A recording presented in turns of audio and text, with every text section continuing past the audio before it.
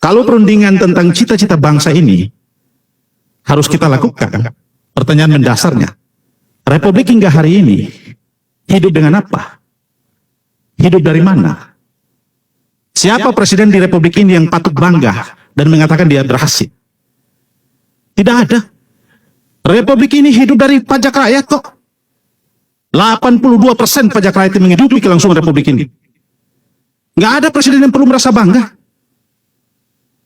Dan pajak rakyat yang dibayarkan oleh rakyat kembali ke rakyat dalam bentuk iuran BPJS. Pendidikan juga tidak gratis. Ketika sakit dia harus berurusan bagaimana mengaktifasi BPJS-nya. Sementara di tengah itu kita diperlihatkan presiden membagi-bagi kekuasaan, melahirkan badan dan lembaga, memboroskan uang negara. Presiden melahirkan lumbung korupsi baru namanya MBG dan Koperasi Desa Merah Putih. Istana sedang memperlihatkan kita bahwa negara sedang dikelola secara ugal-ugalan. Kebijakan-kebijakan politik istana itu tidak mempertimbangkan rasionalitas dan akal sehat. Jadi kalau kemudian hari ini ada orang berdiri dan mengatakan Presiden Prabowo berhasil, ya dia berhasil. Dia berhasil menyusun fondasi rusaknya Republik ini. Maka harus dihentikan. Solusi terbaik harus dilakukan. Satu di antaranya presiden harus mundur. Dia nggak bisa perbaiki Republik ini. Nilai mata uang rupiah melemah, IHSG melemah, daya beli segala macam. Problem utamanya presiden.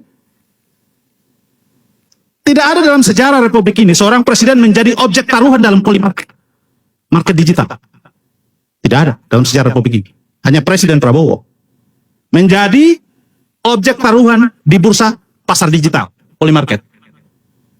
Yang kedua, sekarang ini beredar meme sell Indonesia.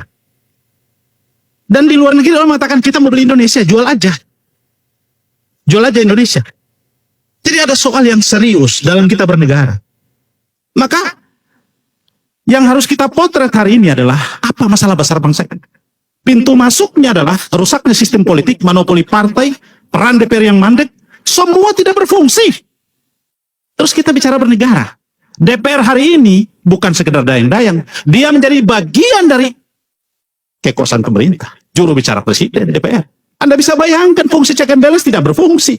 Lalu negara kita harapkan siapa yang mengawasi? Lalu rakyat ditekan untuk tidak berpendapat. Lalu semua orang di forum ini mengatakan Presiden Prabowo hebat. Hebat apanya? Pidatonya semua. Ya saya mau mengatakan di pikiran presiden hanya satu. Dia adalah penguasa. Dan Republik ini dia memiliki kewenangan, dia memiliki kekuasaan penuh untuk dia mengatur arah Republik ini. Rakyat ini dianggap semacam kita ini bukan pemegang saham yang sah.